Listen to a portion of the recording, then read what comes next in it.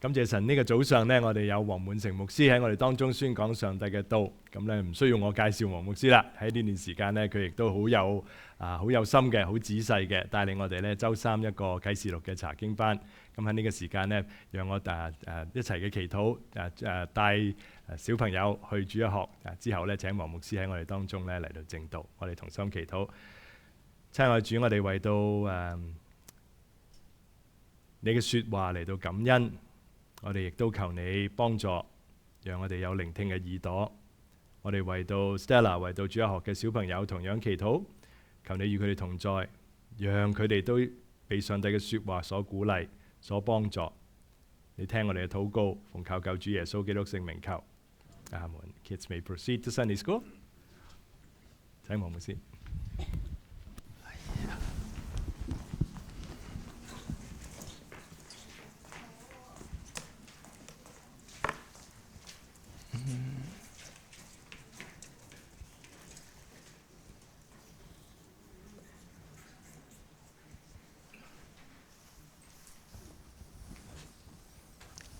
各位弟兄姊妹，大家喺主裏邊都平安啊！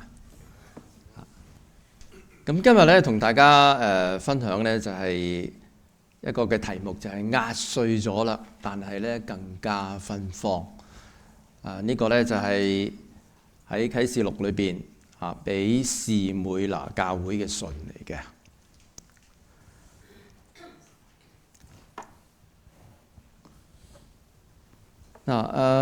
有一個嘅蘇格蘭嘅牧師George MacLeod， 佢咁話：今日對教會最大嘅批評咧，就係沒有人想去迫害他，因為沒有什麼值得去迫害他的。唔知大家咧點諗呢句嘅説話係一種嘅恭維啊，還是係一種嘅奚落啦？今日嘅教會同埋信徒係咪好冇出息呢？以致撒旦咧冇興趣嚟到去逼迫佢哋呢？而昔日士每拿教會面對啲乜嘢嘅逼迫呢？神今天早上係藉住呢一封信對我哋又講啲乜嘢嘢呢？如果我哋要明白呢封信嘅話呢，我哋必須要明白佢嘅背景嘅首先呢，就係士每拿係咩意思呢？士每拿嗰個嘅原文呢，就係沒藥或者咧係苦嗰個意思。沒藥係啲咩東西嚟嘅呢？大家睇一睇下，呢棵呢就係啲沒藥嘅植物啦。但係呢，一棵成熟嘅沒藥嘅樹呢，原來係咁嘅喎。再睇真啲呢，原來咧，佢好似啲樹膠咁樣嘅即係啲橡膠割開佢，收割佢嗰啲嘅樹嗰啲嘅膠液嘅咁嗰啲嘅膠狀嘅嘢咧風乾咗佢咧就變成一粒粒啦呢啲咧就係沒藥嗰個嘅原料啦。可以咧用嚟做提煉咗佢咧就做香精啦，可以咧有防腐作用喎，所以咧就係我哋即係埋葬屍體嗰陣時咧嚟到去塗抹又或者咧就係嗰陣時用做一啲嘅止痛嘅藥用都得嘅。咁而沒藥個特色咧就係咧佢要經過壓碎咗，然後焚燒，咁佢嘅香氣咧就發放出嚟㗎啦。士每拿教會嗰個嘅意思咧，就表示咧就被壓榨但係咧人看呢就係壓榨，但係神看呢就卻係芬芳喎。我哋再睇下咧佢嗰個嘅地理位置啦大家咧就可以見到咧以弗所教會係咪原來咧佢喺邊度咧？佢係喺以弗所向北嗰度大概60零公里左右嘅地方嗰度啦。咁今日咧係喺土耳其嘅伊斯麥城嗰度咧就係士每拿啦。嗱，你見到佢咧有一個好長好窄嘅海港喺度嘅，係一個非常之好、非常之安全嘅天然避風港嚟嘅。咁打仗嗰陣時咧，只要咧喺嗰度閘住咗咧，敵船就唔可以入嚟噶啦。士每拿有啲乜嘢嘅特別出名嘅地方咧？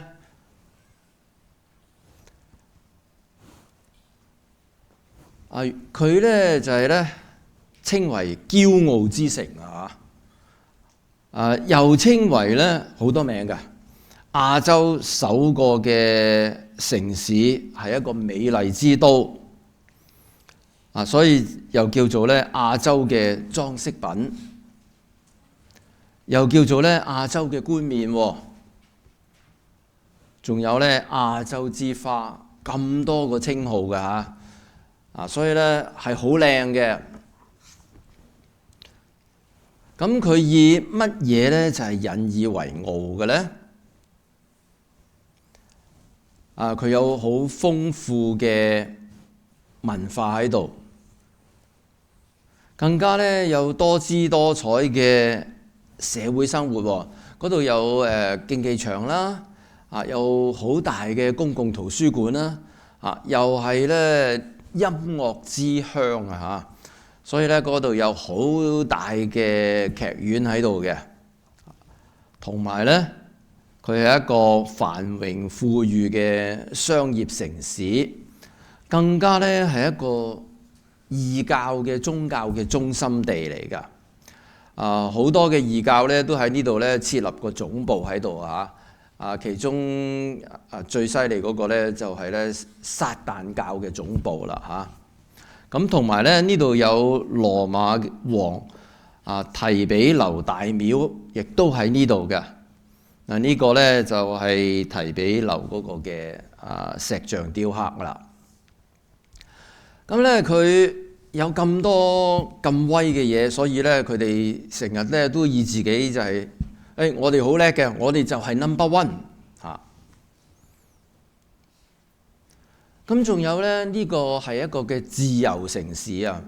呢度自由嗰度咧係咩意思咧？原來咧佢就係好似以弗所咁樣，係一個嘅 free city free to own their own army 咁嘅意思啊！即係咧有佢自己嘅軍隊嘅唔需要咧就係咧羅馬帝國派軍嚟到係駐守呢度嘅。咁咧，因為佢哋出名佢哋咧對於羅馬嘅皇帝咧就係咧好忠心嘅。咁就弊啦。如果咧佢哋越係忠心嘅話咧，其實咧當時嘅基督徒個遭遇咧就會係越慘嘅。咁仲有咧，大家見到呢一幅嘅圖嗰陣時就可以估到啦。佢係一個迫害基督徒嘅城市。喺呢度咧，基督徒係面對兩個不利嘅環境啊。第一個不利嘅環境咧就係咧嗰度有好多猶太人，仲有咧就係佢哋係好有錢嘅。咁唔係好嘢嚟嘅喎，因為咧佢哋認為基督教同埋呢啲咁樣嘅教會咧，佢哋係邪教嚟嘅，佢哋係異端嚟嘅，係要被消滅嘅。第二個不利嘅條件咧，就係信徒咧喺佢哋過節過啲重大嘅節日嘅時候咧，佢哋需要咧拜偶像嘅拜其他嗰啲嘅神，同埋更加要拜咧就係咧凱撒㗎。咁但係啲基督徒唔肯咁嘅話咧就得罪嗰度嘅人民亦都咧得罪嗰度嘅政府啦。有一啲嘅聖經學者咧就將呢個以弗所教會咧就係代表初期嘅教會，或者咧就係咧使徒時期嘅教會。咁咧就係由使徒即係保羅佢哋嗰個嘅年代一路至到咧公元100年咁就將士每拿教會咧就代表咗咧就係咧逼迫時期嘅教會，由主後嘅100年至到咧312年嘅。咁但係咧其實咧就係咧啟示錄嘅7個教會咧，係應該咧就係咧代表任何時期、任何一類型嘅教會。嗱，大家可以想下啦，喺咁樣咁大嘅逼迫之下咧，基督徒嗰個嘅遭遇會係點樣樣咧？仲有喺咁樣嘅逼迫之下，基督教同埋佢嘅教會唔會咧就係被消滅咧？當然咧就係唔會嘅嚇。好啦，而家我哋咧就係咧進入去呢封信裏邊咯。啟示錄嗰度俾7教會嘅信咧都有一個格式嘅嚇，分開5個部分嘅嚇，每一封信都係咁樣嘅嚇。咁第一個部分咧就係關於咧佢哋點樣嚟到去形容基督嘅。呢度我哋睇下第2章第8節嗰度啦。你要寫信俾士每拿教會嘅使者說，那首先的、末後的、死過又活的說。呢度咧講俾我哋聽咧，基督係點嘅咧？原來咧佢就係嗰個首先嘅同埋末後嘅。咩意思咧？原來喺舊約裏邊咧，呢一個嘅稱號咧，咁樣嚟到去形容神咧，係一個咧非常非常之高嘅名銜嚟嘅。仲有咧呢個係佢自己嘅自稱嚟嘅嚇，係神嗰個嘅自稱嚟嘅。我哋可以睇下咧，就係以賽亞書44章6節呢度啦。呢度話耶和華以色列嘅君，以色列嘅救贖主，萬軍嘅耶和華如此說：我是首先的，我是末後的，除我以外再沒有真神。以賽亞喺呢度咧講俾我哋聽咧，耶和華係邊個咧？佢就係最高嘅全能嘅統帥嚟噶。佢統領天上邊萬軍嘅萬軍嘅耶和華。我是首先的，我是末後的，表示咩咧？表示咧神咧就係一切都係喺佢裏面，冇乜嘢東西，冇任何嘅人又好物又好咧，可以喺神之外嘅嚇。一切咧都係喺佢嘅控制之內。一切事物同埋咧就生物嘅存在咧，都係在乎佢，包括埋咧時間在內啊。所以佢話我係開始，我係末後嘅。對於士每拿嘅嗰度嘅公民咧，佢哋成日咧都係咧即係好驕傲啊！我哋就係 No.1 嘅。對於嗰度嘅政府咧，佢話咧我哋係最高嘅權柄噶啦，我哋有咧最高嘅話事權嘅。但係當基督話我係首先嘅，我係末後嘅時候咧，佢哋嘅驕傲咧就一切都完蛋啦嚇。跟住咧，亦都俾我哋認識到咧，基督就係嗰個死過又復活過嘅。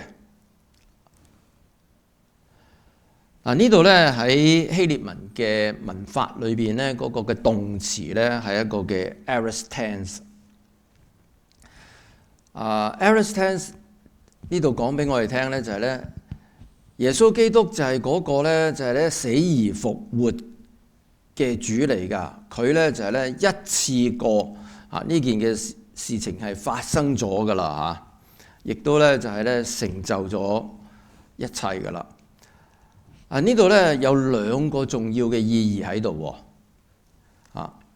第一個重要嘅意義咧就係咧耶穌基督佢自己都係嚟到世界上邊受最大嘅逼迫㗎，最深嘅痛苦喺度添啊，直至到咧就係釘喺十字架上邊啊嚇。所以咧佢係完全明白士每拿教會裏邊嘅使徒，佢哋被逼迫嗰陣時嗰個苦況嘅，因此咧係非常之憐憫佢哋嘅。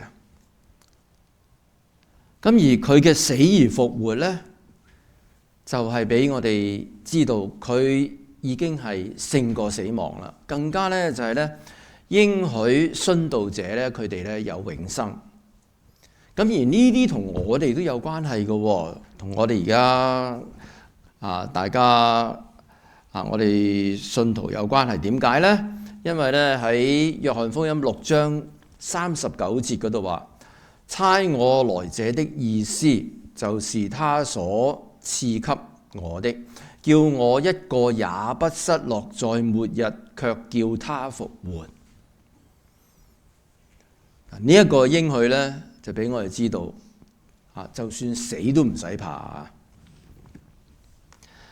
信嘅第二個部分咧，就係稱讚啦。喺呢度咧，我哋睇下第9節嗰度我知道你嘅患難，你嘅貧窮，你卻是富足嘅。亦都咧知道嗰個自稱係猶太人所說嘅毀謗嘅説話，其實咧佢哋唔係猶太人嚟噶，佢哋係撒但一會嘅人。喺呢一節裏邊咧，俾我哋睇到主對佢哋咧有3方面嘅稱讚。第一個稱讚咧就係咧稱讚佢哋為主承受患難。喺呢一節嗰個嘅患難嗰個嘅字係咩意思咧？你睇呢幅圖就知噶啦。你哋唔知你哋試過未啊？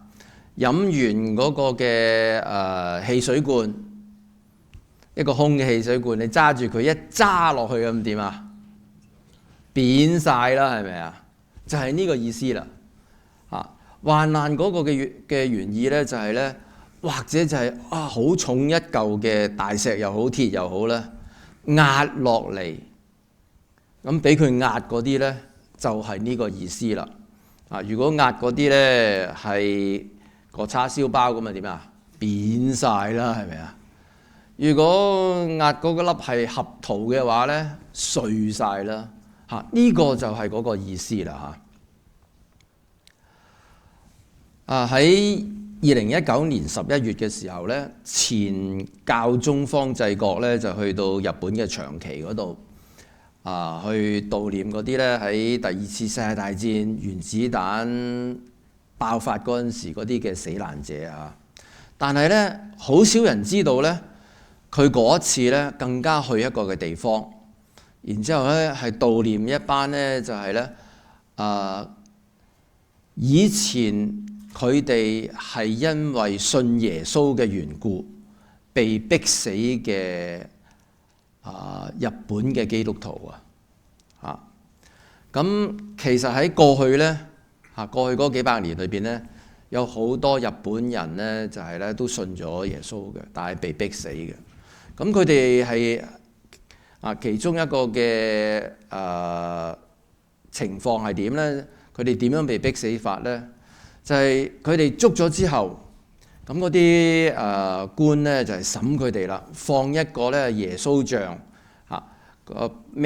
背住十字架嘅耶穌像放喺地下上邊，就叫佢哋咧就係咧踩上去，然之後咧當眾嚟到去宣告放棄佢哋嘅信仰，咁佢哋咧就有條生路。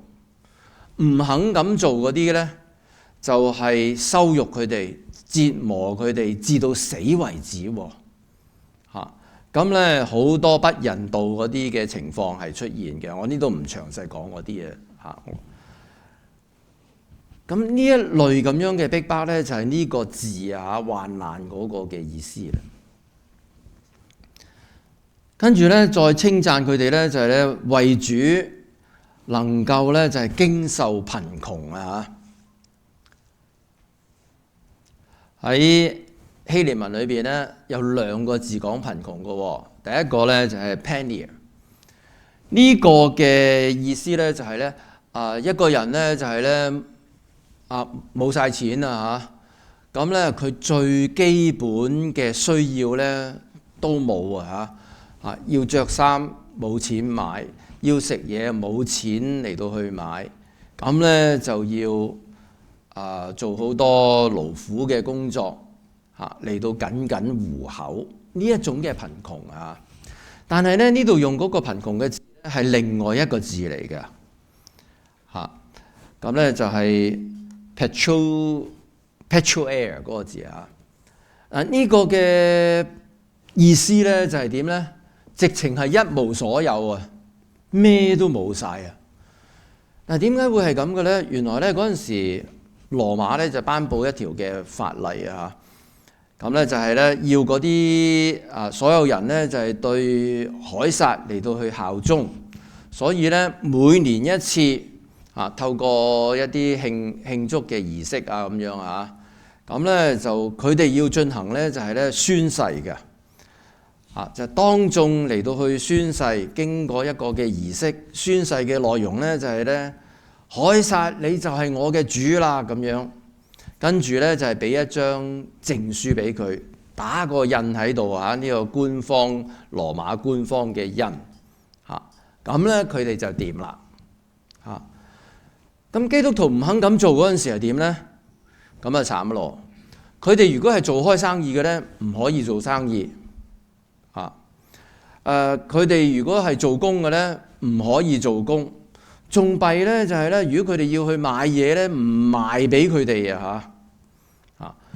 呢個咧亦都係咧使徒約翰所理解啦呢個印嘅時候，呢個係獸印嚟嘅喎冇呢個印咧就係咧不作買賣喎再仲有一樣嘢係令到佢哋一無所有係咩呢？佢哋嘅屋企突然間被攻擊，然之後呢，佢屋企裏邊所有嘅嘢全部充公晒就係呢一個貧窮嗰個字嘅意思啦。但係呢，神呢就話呢，佢哋係好有錢㗎佢哋其實係好富有嘅。因為咧，佢哋天上邊嗰個嘅帳戶咧係好搭水嘅地上帳戶就沒財，天上帳戶就滿滿。弟兄姊妹，我哋都有兩個帳戶㗎。地上邊嗰個我唔知你咧就係咧即係 manage 成點啦可能 manage 得好好處理得好好，你而家都好富有咁。但係咧，天上邊嗰個嘅帳戶又點樣咧？咁大家咧要識得嚟到去理財，理埋咧就係咧天上邊嗰個帳戶咯噃而第三樣咧去稱讚佢哋嘅咧就係咧，佢哋能夠係為主忍受毀謗原來咧逼迫佢哋最緊要嘅咧，正係猶太人。當地咧亦都有好多咧好富有嘅猶太人㗎，佢哋咧就同啲地方嘅官員咧就勾結嘅，好有勢力嘅。所以咧佢哋咧成日咧就係同呢啲官員講啲壞話去毀謗佢哋，去捉佢哋。有啲乜嘢嘅毀謗喺度咧？呢啲基督徒咧就係食人肉㗎。佢點解咁樣嚟到話佢啊？因為喺聖餐嘅時候係咩啊？個餅代表耶穌基督嘅身體係咪？嗰杯酒係代表咧就係咧耶穌基督嘅寶血。咁咧又話佢哋咧係集體淫亂當時佢哋咧就係咁喺主日嘅時候咧，佢哋咧仍然去做工㗎做完工之後咧，跟住咧就係咧去到某一個嘅屋企嗰度通常咧係富有啲嘅，咁喺嗰度咧就有外宴喺度有少少咧就係似我哋嘅 potluck 咁樣啦富有啲嘅咧就供應多啲嘅食物，窮嘅咧就係少啲，甚至乎係冇咁但係咧一齊嚟到去分享然之後咧食完之後就敬拜嘅。調翻轉頭咧，其實咧嗰陣時嗰啲嘅異教特別咧係拜嗰啲女神嗰啲異教咧佢哋就係咧做完佢哋嗰啲嘅敬拜之後咧，佢哋就大食大飲，然之後咧就係裏邊有好多嘅廟妓㗎反而佢哋咧先至係咧集體嘅淫亂。又話佢哋咧分裂家庭啦，又詆毀佢哋咧就係無神論者，因為佢哋唔肯拜偶像啊，同埋咧佢哋唔肯嚟到拜凱撒喎，所以咧佢哋政治不忠作反嘅，佢哋更加咧就係話佢哋放火嚟到破壞嘅，因為咧佢哋就話咧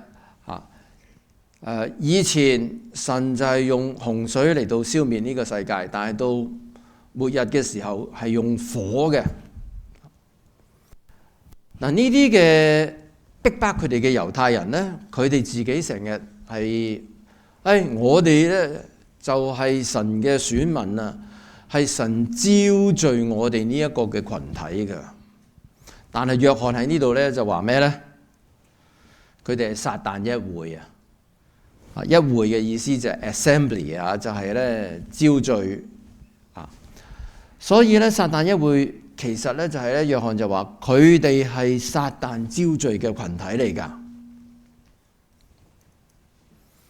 㗎。第三個部分咧就係關於責備喎。不過咧士每拿教會係好特別㗎。點解咧？冇責備㗎。唔係代表咧佢哋個個咧就係完美，唔係代表咧佢哋咧完全冇罪啊。但係更加重要嘅咧就係咧佢哋愛主，因為佢哋為主承受逼迫啊。喺彼得前書4章8節呢度咧就話啦，最要緊嘅咧就係彼此切實相愛，因為愛能夠遮掩許多嘅罪。嗱，呢一節講俾我哋聽下，人與人之間嘅愛都產生咁大嘅作用啊！更何況咧，就係人為咗神嚟到受苦而死嘅愛咧，係咪啊？神又點會咧責備佢哋咧？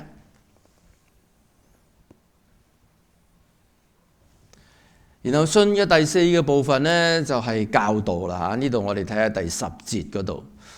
你將要受嘅苦，你唔使怕，魔鬼都將你哋中間呢幾個人下在監裏，叫你哋被試煉，你哋必受患難10日，你哋務要呢就係呢至死忠心。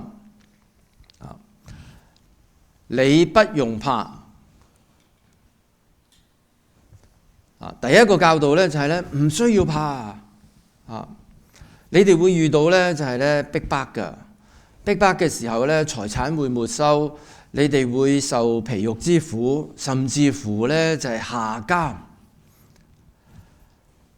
但耶穌基督講俾佢哋聽，教導佢哋唔使怕。咁而事實都係㗎嚇。喺過去俾我哋睇到好多嘅例子咧，就係咧逼迫反而咧可以磨練一個信徒成為更優秀嘅信徒嘅。因為咧，當佢哋面對逼迫嗰陣時咧，佢哋更加親近神。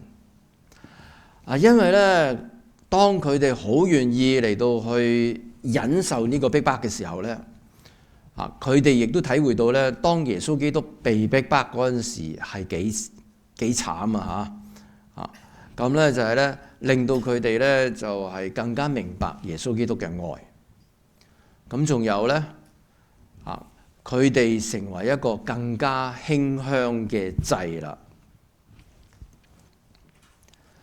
申命記31章6節呢度，我相信咧好多嘅士每拿嘅信徒咧，佢哋都會係明白呢一節嘅聖經㗎。你們當剛強壯膽，不要害怕，也不要畏懼他們，因為耶和華你的神和你同往，他必不撇下你，也不丟棄你。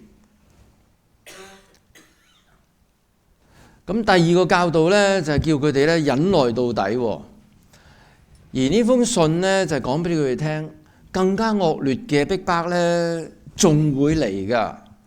仲有一啲嘅信徒呢，會捉咗去下監㗎。不過咧，佢哋咧就係要忍啊嚇10日。嗱，呢個10日咧唔係話咧就係咧啱啱10天多一日就唔會，少一日就唔會。呢個10日咧就表示咧就係嗰個嘅逼迫咧會係一段嘅時期，但係呢段時期唔會好長嘅所以佢哋要忍耐。嗱，我哋唔明白咧就係咧當時下監係乜嘢嘢喎？因為我哋今時今日咧就係咧喺北美呢度咧坐監係一回咩事咧？係完全唔同嘅。咁我就上網睇咗啲資料，原來咧加國聯邦監獄咧每一年咧一個嘅囚犯要用幾多成本咧？即係納稅人要俾幾多錢嚟到養佢一年咧？15萬加幣15萬加幣。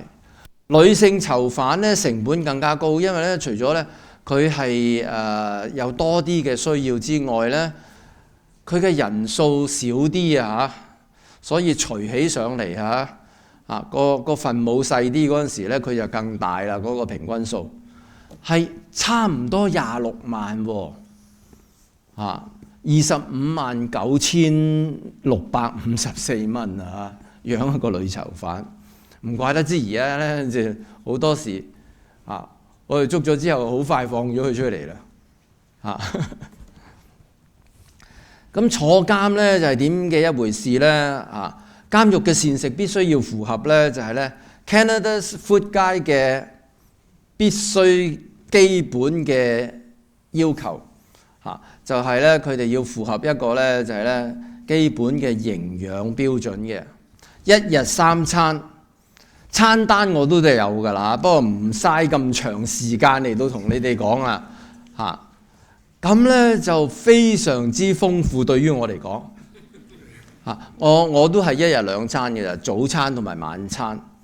咁咧就如果我跟佢咁食咧，真係食到我肥㗎我諗比起你哋咧，好多人都會係豐富啲添佢哋又有咧醫療服務、心理健康服務、牙科嘅服務，同埋咧佢哋要啲乜嘢嘅藥品咧，係要供應俾佢哋㗎按照法規咧，佢哋嘅基本生活係點咧？每個囚犯咧都要有足夠嘅衣物、被褥、個人嘅衛生用品，仲有咧每人每一日咧至少有1個鐘頭嘅室外或者室內嘅運動係咪健康過你同我個個都岌頭我哋呢度邊個每一日一定有1個鐘頭嘅運動嘅舉手醫生咁少人嘅咋因為你係醫生哇仲要俾錢咩咧？仲要俾錢咧，就係作嗰個職業培訓同埋咧基礎電腦技能嘅訓練唔知今日有冇人咧，就係咧佢好想不如拉咗我去坐監啦！而家冇錢交租，冇得食咁唔知有冇咁嘅人但係喺嗰陣時，坐監係一回咩事咧？係死亡前奏。因為咧好多嘅下監嗰啲嘅人咧，就係咧未到行刑嗰陣時已經折磨致死啦。然之後第3個教導咧就叫佢哋至死忠心。主冇應許咧就係咧信徒係免於患難嘅但係應許信徒係咩咧？靠住主，我唔投降㗎。呢一個嘅教導咧，原來咧對於士每拿嘅主教咧係有一個好長遠嗰個嘅影響士每拿嘅主教咧就係波呂甲對佢咧有一個好長遠嘅影響，就俾我哋睇到咧就係殉道者嘅血就成為教會嘅種子啦。波呂甲係邊個咧佢咧就係士每拿嘅主教啊。原來咧佢係約翰嘅門徒嚟嘅，係使徒約翰個弟子嚟㗎嚇。咁咧當時咧嗰啲基督徒唔肯拜偶像啊嘛，係咪啊？又唔肯拜咧就係凱撒啊，又唔屬於官方認可嘅猶太教。於是乎咧，士每拿嘅政府咧就係針對基督徒啦，就捉啲基督徒進行好殘酷嘅迫害啦。啊，佢哋周圍捉嗰啲基督徒。後來咧，佢哋更加就係話：我哋要捉佢哋嘅領袖保呂甲。有一晚咧，保呂甲就喺度祈禱，似乎係喺夢中佢見到咧枕頭着火。佢醒咗之後咧，就講俾佢親近嘅人聽，就話啦，佢預言咧，佢將會為基督嘅緣故被焚燒喺柱上邊。其他人就叫佢：你快啲匿埋啦！而家仲有時間咧，你係逃走㗎，不如你走啦咁樣。但係咧，佢拒絕咗啦，就話咧，願主嘅旨意成就。結果咧，3日之後咧，佢就被逮捕啦嚇。咁嗰啲官員咧就係原來佢咁老㗎啦，就同情佢喎，就帶佢走嗰陣時咧，讓佢坐喺自己嗰個馬車嗰度，勸佢啦。你稱凱撒係你嘅主，然之後係咁以做一個獻祭咧，咁就 OK 㗎啦，就可以咧保住你條命㗎啦。但係咧，佢就拒絕咗。好啦，當佢被押入去競技場嘅時候咧，哇！全場咧好轟動，好嘈啊！不過咧，好似天上面有聲音咁樣對佢講：保呂甲要剛強，做大丈夫。冇人睇到咧係邊個講呢句説話啊！當佢被帶到審判座前嘅時候咧，個總督見到佢又可憐佢，就勸佢啦：原來你年紀咁大啦，我可憐你，你悔改啦，向凱撒宣誓啦，你快啲講打倒無神者咁樣。保呂甲咧就睇住全場所有嘅群眾，然後咧莊嚴舉目望天，就話啦：打倒無神者。咁總督咧就繼續同佢講啦：係啦，你跟住咧就係再宣誓，然後辱罵基督幾句，我就放你啦。保呂甲咧就回答啦：我86年嚟咧，我侍奉上帝，佢從未虧負過我，我點能夠褻瀆拯救我嘅王呢？你要我向凱撒宣誓係徒然嘅。而家聽我向住大家嚟到公開嘅宣告，我係基督徒。如果你想學基督嘅教訓嘅話呢，你定個日子，我嚟同你講。個總督就話：你唔怕我用火嚟到燒你啊？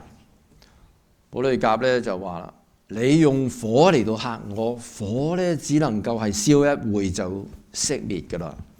但係你唔知道將來審判嘅時候咧，唔敬畏神嘅人要受永遠刑罰嘅火啊！咁一聲令下咧，兵丁就將保呂甲咧就綁喺木柱上面啦嚇。佢就祈禱啦，佢話：父啊，我感謝你，因為咧你算我配喺呢啲宣道者嘅行列當中，讓我有份。啱啱講完阿門咧，嗰啲火就點着咗啦。信嘅最後一個部分咧，就係應許嚇。原來每一封信最後嘅應許咧，都係同將來嗰個審判係有關㗎嚇。第10同埋11節嗰度啦。你務要至死忠心，我就賜給你那生命嘅冠冕。聖靈向眾教會所說的話，凡有耳的就應當聽。得勝的必不受第二次嘅死。嗱，呢度呢就係對應許者有兩個嘅對得勝者係有兩個嘅應許啊。第一個應許呢，就應許佢哋有生命嘅冠冕。呢個冠冕呢，原來希臘文又有兩個字嘅喎，一個呢就係咧 diadema， 呢個呢就指到咧皇帝嘅冠冕。呢度唔係用呢個字，而係用咧另外一個字啊 Stephanos 呢個字呢，就係指到咧嗰啲運動嗰啲勝利者嘅冠冕，但係咧呢啲呢係一啲花冠嚟嘅嚇，即係由啲鮮花織成嘅一個嘅冠冕，係俾嗰個嘅冠軍嘅運動者嘅。不過呢，呢一個生命嘅冠冕呢，又唔係呢啲花冠嚟嘅喎，因為咧花係點啊？花係暫時嘅，會凋謝嘅。而呢個生命嘅冠冕呢，係永恆嘅。佢代表咗呢，唔單止係勝利同埋榮耀，更加代表咗永生啊！其實呢，喺新約裏邊呢，好多個使徒呢，都係喺佢哋嘅書信裏邊重重複複講呢一樣嘢㗎。譬如呢，就係保羅啦其中一度呢，就係咧喺提摩太後書呢個4章8節嗰度，保羅呢就話啦：從此以後有公義嘅冠冕為我存留，就係按住公義審判嘅主，到咗嗰一日呢，要賜俾我嘅，不但賜俾我，仲賜俾咩啊？凡係愛慕他顯現的人。所以呢，你同我都有份㗎。雅各亦都喺雅各書嗰度講過1章同埋12節嗰度，忍受試探嘅人有福啦，因為佢哋經過試煉之後呢，必要得生命嘅冠冕。呢個係主應許俾嗰啲愛佢嘅人，所有愛主嘅信徒都有份㗎。彼得又講過喺彼得前書5章4節嗰度，到了牧長顯現嘅時候，你們必得那永不衰殘的榮耀冠冕。所以弟兄姊妹，我哋如果呢就係為主嚟到係作工嘅時候，覺得辛苦啊，再辛苦一啲。或者咧，有時係受到一啲嘅屈辱、一啲嘅毀謗或者咧就係唔開心嘅時候咧，就為主再忍受多一啲因為咧呢一個生命嘅冠冕咧，都係同樣為咗你嚟到係預備咗㗎。咁第二個咧就係俾得勝者嗰個應許咧，就係咧，免受第二次嘅死喎。殉道者咧，佢哋係死一次咋就係殉道嗰陣時保利甲都係死一次被燒死。但係咧唔信嘅人咧，佢哋係面對2次嘅死㗎。所以咧，真正嘅輸家咧就係喺終極審判當中被神拒絕嘅人。乜嘢係第二次嘅死呢？喺啟示錄19章12節至到15節呢度話約翰呢又看見死了的人，無論大小呢，都係站喺寶座前。案卷呢就展開咗啦，並且呢另外有一卷呢就係呢展開呢個呢就係生命冊。死咗嘅人呢，都憑住呢啲嘅案卷呢所記載嘅，照佢哋所行嘅嚟到受審判。於是呢，海就交出其中嘅死人啦，死亡同埋陰間呢又交出其中嘅死人啦。佢哋都係照住各人所行嘅嚟到受審判。咁好在係所行的，唔係所想的啊！死亡同埋陰間咧都抌咗喺火湖嗰度啦。呢個火湖就係第二次嘅死啦。如果人嘅名字冇記喺呢個嘅生命冊上面咧，佢亦都被抌喺嗰個火湖裏邊啦。你相信唔相信啊？如果你相信，你識得驚㗎，係咪啊？識得驚嗰陣時就識得敬畏神㗎咯噃。你希望你自己最終嗰個嘅目的地係會去到邊度咧？去到神嗰度啊，去到新天新地嗰度啊，還是去到火湖咧？嗱，弟兄姊妹，原來咧我哋得唔得到呢兩個嘅應許，係同我哋而家點樣嚟到去生活係息息相關㗎。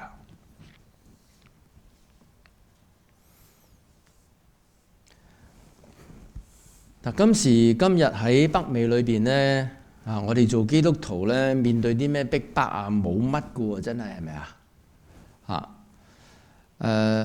我哋好似咩啊？我哋好似咧，我哋住喺呢度啊，每個月咪有啲火警測試啊，咁樣間中有啲火警演習咁，係咪？但係咧，比起士每拿嘅教會嘅逼迫，佢哋好似咩啊？佢哋好似宏福苑大火咁樣。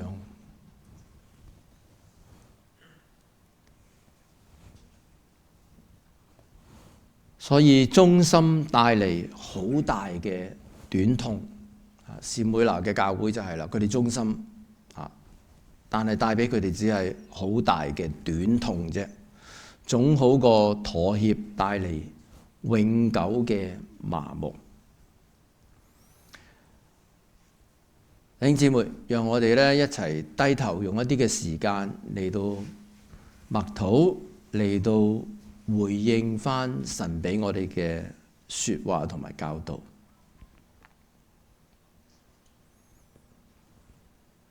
我亦都用一啲嘅問題幫助大家咧嚟到去默想。同埋咧，你有啲乜嘢嘅説話，你就係同神嚟到去回應，同神嚟到去講啦。士每拿教會係一個被壓碎而向神發出香氣嘅教會。你願唔願意為主多付出一點嘅辛勞，受多少少嘅苦呢？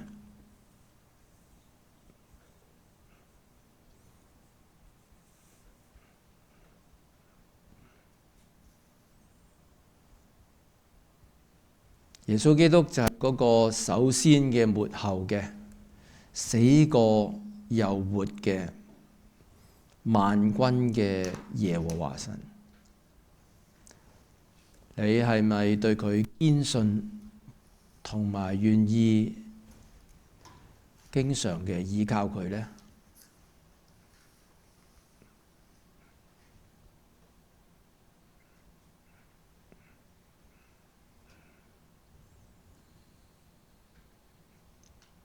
神係冇責備士每拿教會嘅。你覺得你自己有冇一啲嘅地方可能會被神嚟到責備呢？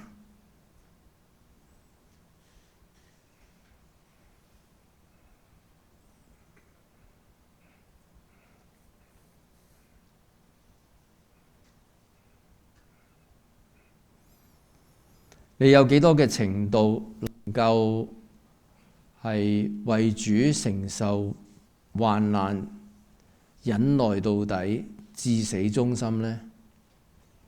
有冇因為信仰嘅緣故失去個朋友，失去個升級嘅機會，或者係失去工作呢？有冇因為信仰嘅緣故被排擠、被邊緣化呢？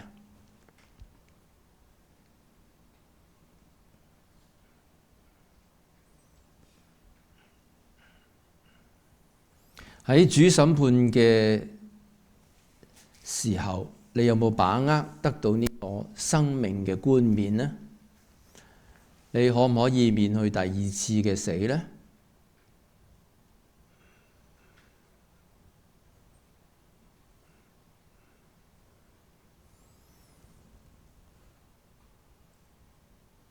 喺剛才呢段嘅時間裏邊，神點樣藉住給士每拿教會嘅信，同你嚟到説話呢？